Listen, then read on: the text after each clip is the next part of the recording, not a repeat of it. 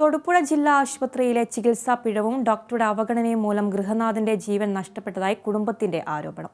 വണ്ണപ്പുറം സ്വദേശി വിനോദ് കെ തങ്കപ്പന്റെ മരണത്തിൽ നീതി തേടി ഭാര്യയും മക്കളും ആരോഗ്യവകുപ്പ് മന്ത്രി ഉൾപ്പെടെയുള്ളവർക്ക് പരാതി നൽകി. ജനുവരി 13-നാണ് ശ്വാസതടസ്സം അനുഭവപ്പെട്ട വിനോദ് മകളുമൊത്ത് തൊടുപുഴ ജില്ലാ ആശുപത്രിയിൽ ചികിത്സ തേടിയത്. മറ്റ് ആരോഗ്യ പ്രശ്നങ്ങളൊന്നുമില്ലാതിരുന്ന വിനോദ് സ്വന്തം ബൈക്കോടിച്ചാണ് ആശുപത്രിയിലേക്ക് പോയത്. വിനോദിനെ നെഞ്ചിൽ അണുബാധയുണ്ടെന്ന് പറഞ്ഞ് വിനോദിനെ അഡ്മിറ്റ് ചെയ്യുകയായിരുന്നു. ആദ്യ ദിനം മുതൽ തന്നെ ഒരു നേരം 4 ഇഞ്ചക്ഷൻ എടുത്തിരുന്നതായും ഇതിനുശേഷം വിനോദ് ശാരീരികമായി അവശനായതായും കുടുംബം പറയുന്നു. കോട്ടയത്തിന് കൊണ്ടുപോകാൻ അവർ പറഞ്ഞു, പക്ഷെ കോട്ടയത്തിന് കൊണ്ടുപോകാനുള്ള സ്റ്റേജ് വളരെ മോശമായതുകൊണ്ട് ഞങ്ങൾ സെന്റ് മേരീസിൽ കാണിച്ചു. സെന്റ് മേരീസിൽ കാണിച്ചപ്പോൾ അവിടുത്തെ ഡോക്ടർ പറഞ്ഞത് ഇത് ഇഞ്ചക്ഷൻ കൂടിപ്പോയതുകൊണ്ടുള്ള പ്രശ്നമാണ്, ആന്റിബയോട്ടിക് ഒത്തിരി എടുത്തു, അതുകൊണ്ട് കിഡ്നി ഫെയിലർ ആയി എന്നാണ് പറഞ്ഞത്. ഇനി ഞങ്ങൾ അപ്പോളെ ചെന്നപ്പോഴും ഡോക്ടർ അത് തന്നെയാണ് പറഞ്ഞത്, കിഡ്നിക്ക് പ്രശ്നമായി, പിന്നെ കരളിനൊക്കെ കയറി ബാധിച്ചായിരുന്നു.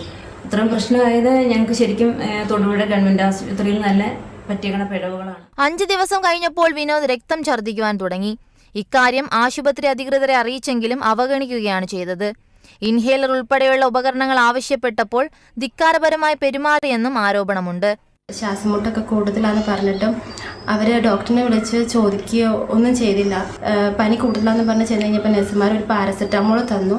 പിന്നെ അത് കഴിഞ്ഞിട്ടാണ് അച്ഛന് ചുമ തുടങ്ങിയ രക്തം തുപ്പാൻ തുടങ്ങിയപ്പോൾ നഴ്സുമാരുടെ എത്തിയപ്പോൾ അത് ഇൻഫെക്ഷൻ കൂടിയത് കൊണ്ടാണെന്നാണ് പറഞ്ഞത്. പിതാവിന്റെ നില കൂടുതൽ ഗുരുതരമായതോടെ മകൾ നേരിട്ട് ഡോക്ടറെ വിളിച്ചപ്പോൾ അടുത്ത ദിവസം വീട്ടിൽ ചെന്ന് കാണണമെന്ന മറുപടിയാണ് ലഭിച്ചത്.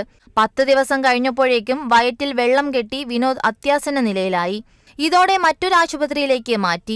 ഇവിടത്തെ പരിശോധനയിൽ വിനോദിന് കോവിഡ് ബാധിച്ചതായി കണ്ടെത്തി. കോവിഡ് ബാധിച്ചത് ജില്ലാ ആശുപത്രിയിലെ ചികിത്സയ്ക്കിടെയാണെന്ന് കുടുംബം പറയുന്നു. നീതിക്കായി ആരോഗ്യമന്ത്രി ഉൾപ്പെടെയുള്ളവർക്ക് പരാതി നൽകിയിട്ടുണ്ട്.